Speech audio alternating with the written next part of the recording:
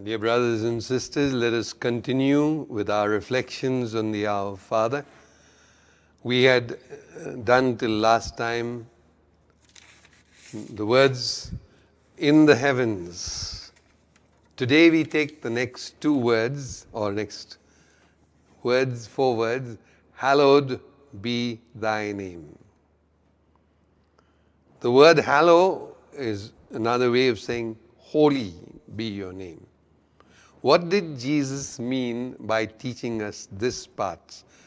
God is holy. We do believe that, yes.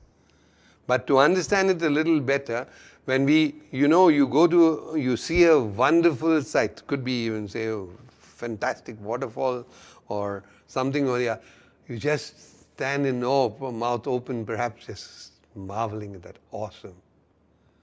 That time you don't speak. That's a time of looking in awestruck wonder. This is what's meant by that. But for what? Why does God want us to realize? Because He is marvelous. He is great. It is something where when we understand who He is, we've just said in the previous part, this God who has created all this is wanting us to be close to Him.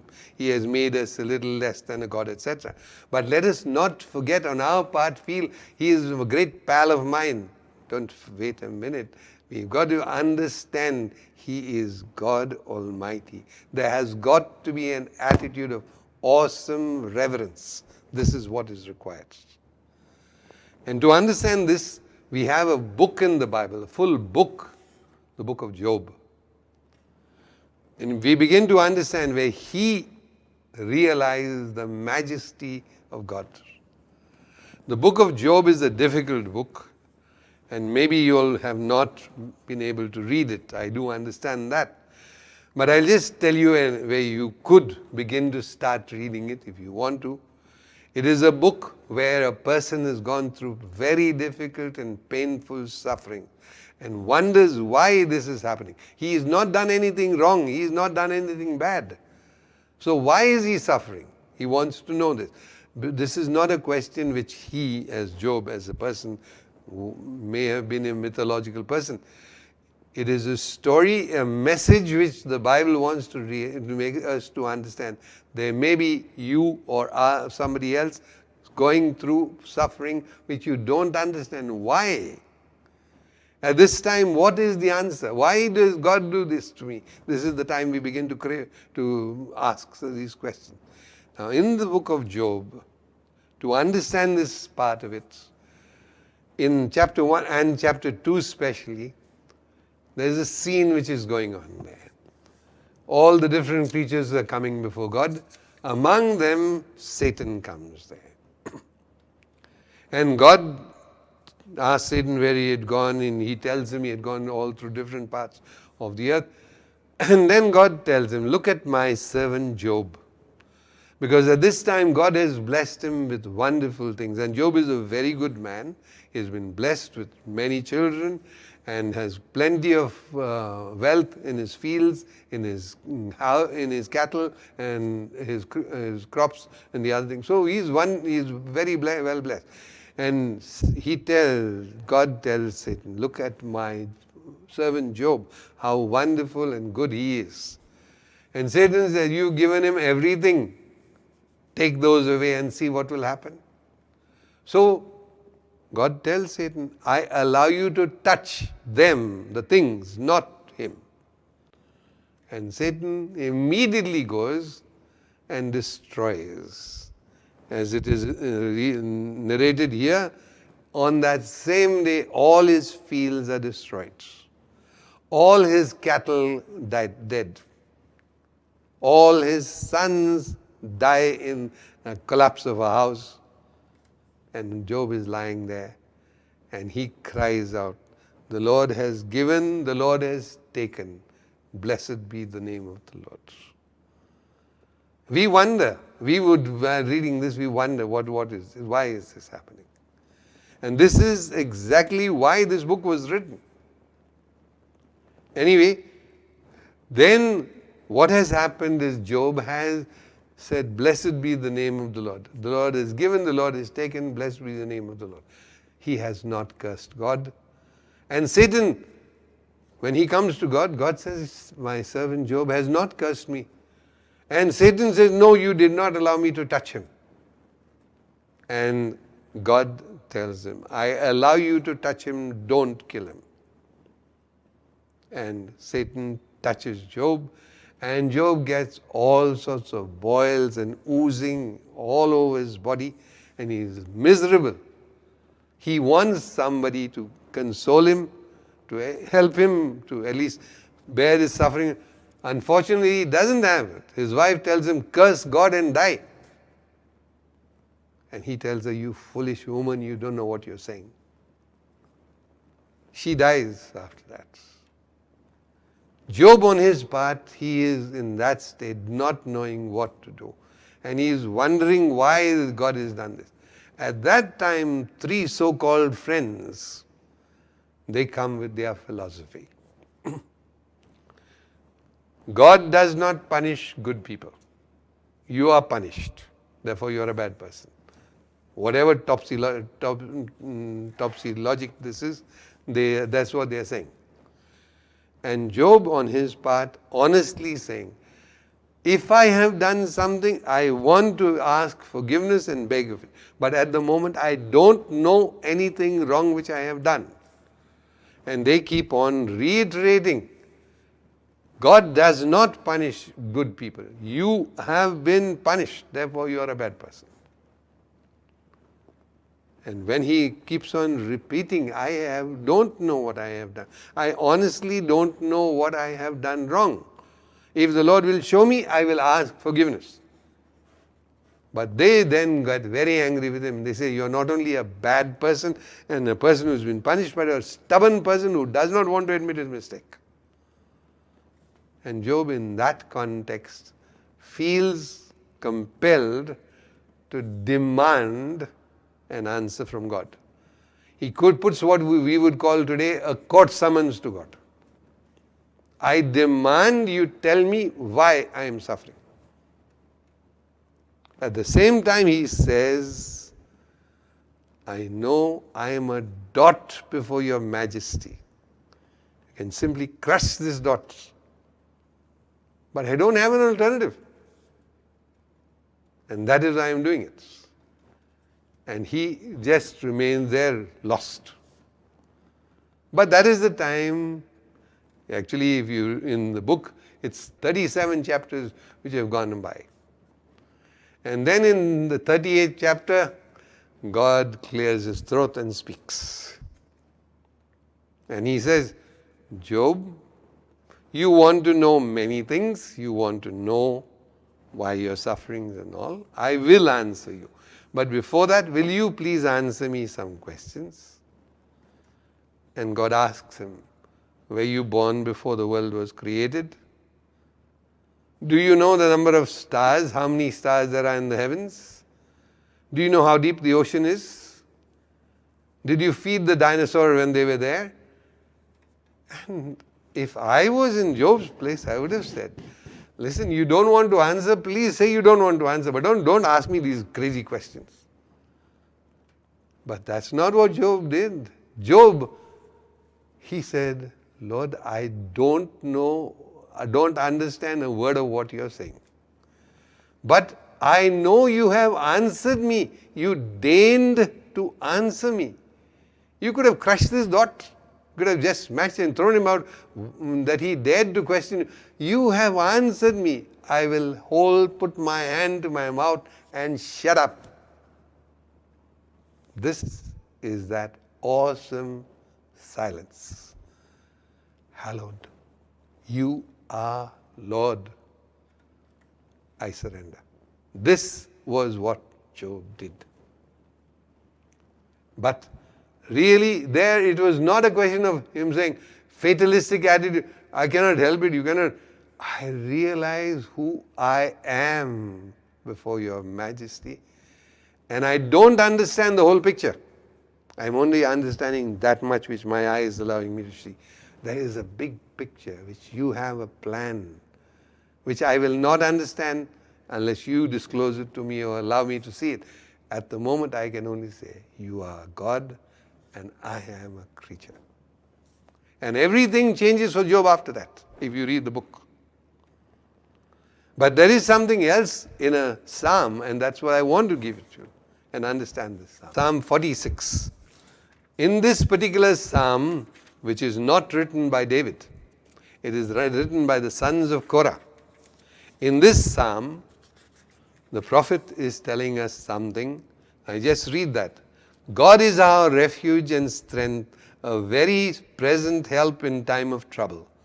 Therefore, we will not be afraid, though the earth should change, though the mountains shake in the heart of the sea, though the waters roar and foam, though the mountains tremble with its tumults. There is a river whose streams make glad the city of God, the holy mountain of the Most High. God is in the midst of the city, it shall not be moved. God will help it when the morning dawns. The nations are in uproar, the kingdoms totter. He utters his word, the earth melts. The Lord of hosts is with us, the God of Jacob is our refuge.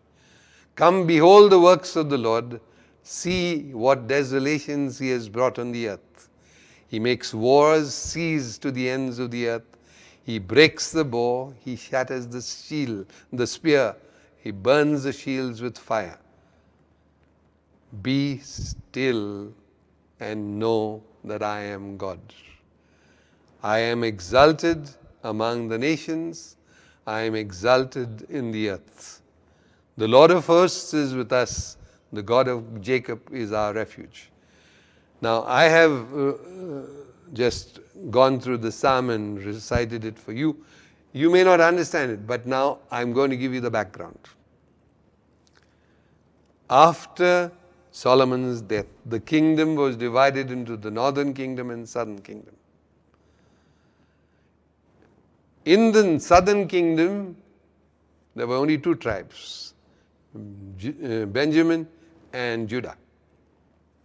And naturally, very few people were coming to the temple, just two tribes, because the kings of the northern kingdom were not allowing their people to come down to the south.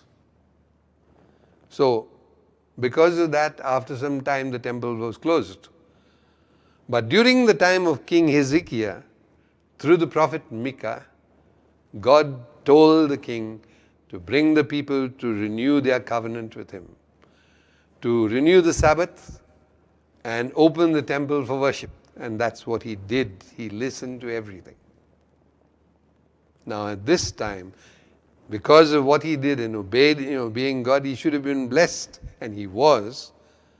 Though at that time it didn't seem to be like that.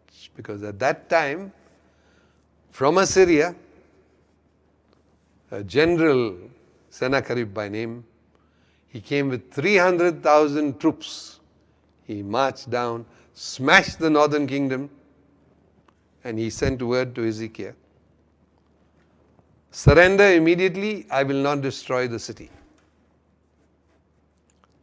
At that time, Hezekiah's own ministers told him, make friends with Egypt fast.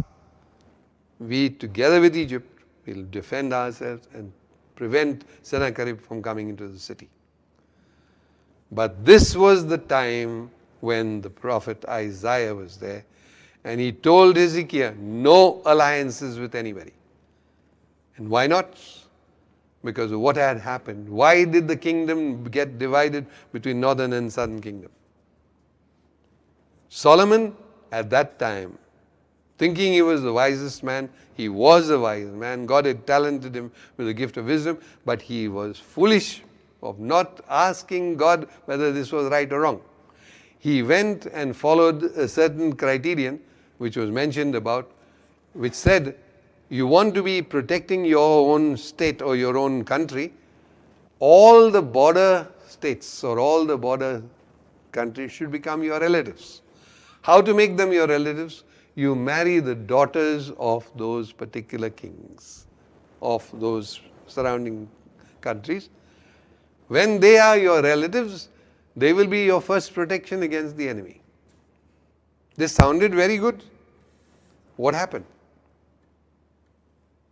Very soon, the queens who had come here, his own wives now, one by one they said, I don't want to worship your God Yahweh.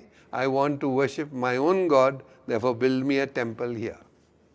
So he had to build a temple to this and that strange gods.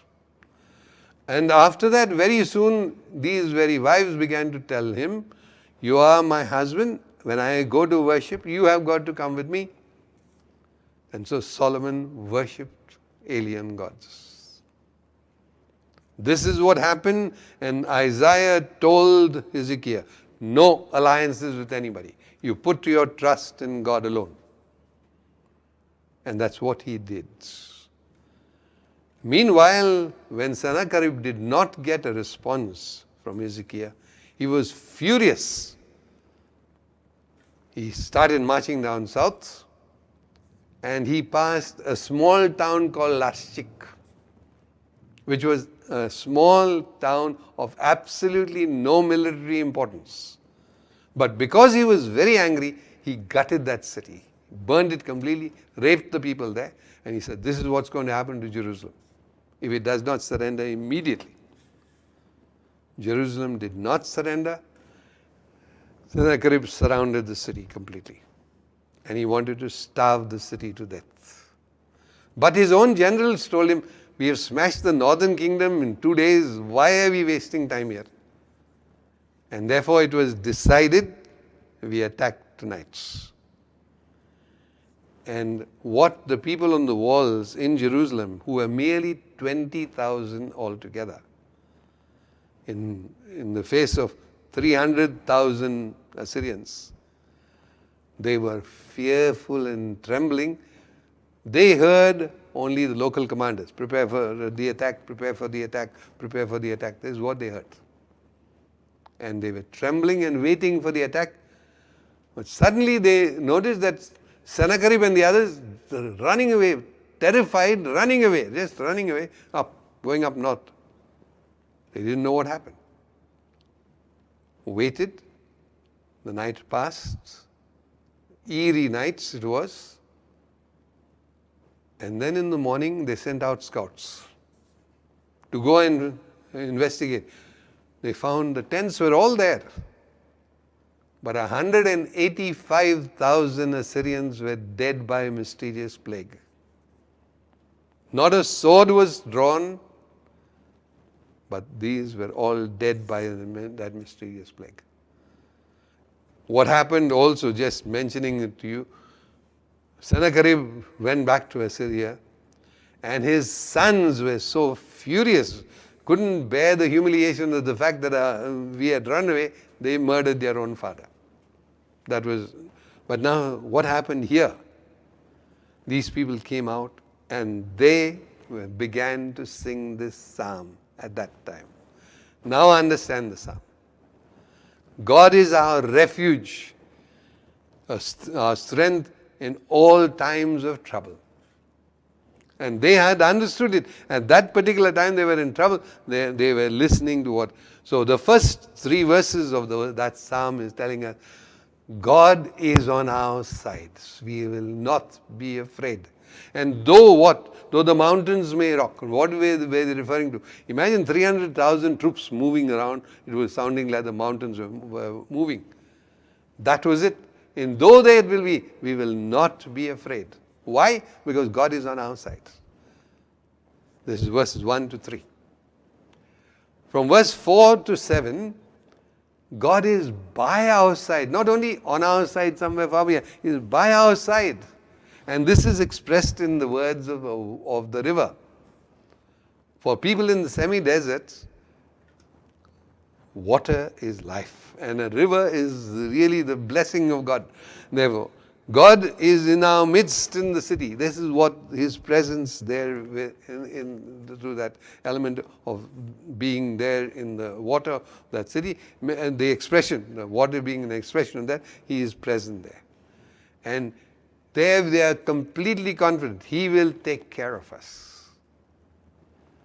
This is the attitude of one. Awesome wonder, but will come not yet. Up till now it is, God is by our side, God is on our side, God is by our side.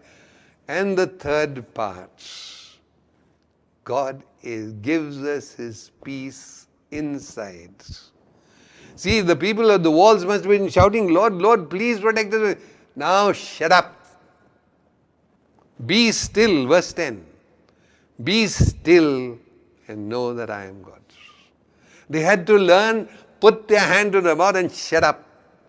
Don't tell the Lord what to do. Can you remain in that silence? You are God. I know you can do what is best.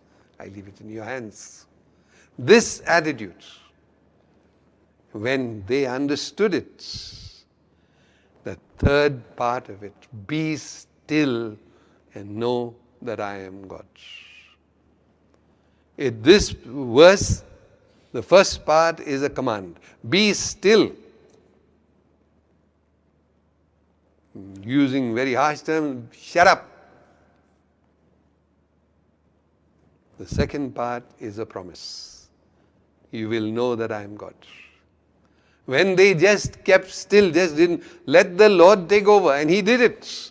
Those 185,000 Assyrians were killed by a mysterious plague. Not a sword was drawn. It was God working, but they had to allow Him to do it. And Hezekiah, who was the good king, as far as the Bible is concerned, he was a person who obeyed God and listened to what God had told him. He did not make alliances with anybody. He trusted in God. That is the time. He may have been shouting before that, Lord, please do this, please do. Be still, shut up. Let the Lord be the master. What is this telling us today? Remember, there are many times when we have got problems and we have got the storms of life. We are beginning to shout and begin to, now shut up. Please be still. Let the Lord be the Lord. And know that I am God. In this particular part of the Our Father, Jesus wants us to grow in this relationship. Awesome wonder of God, but trusting, fully aware. He will do. You don't tell Him what to do. He knows what's best to you. He will do it. Let Him be the master. And as we, all of us, bow our heads in prayer, asking for God's help us to understand this prayer which you taught us, Lord, to realize especially this, that there is time in my prayer where I've got to be still, not muttering prayers all the time. There has got to be a time of stillness. Let the Lord be the master. Not wanting to do things and such, because I don't know what to do and maybe I'll do something wrong, but rather letting Him be the master, doing what is best. As we grow in our relationship, as realizing more and more, hallowed be thy name is part of that. Growing in the awareness of ourselves, growing in the awareness of God.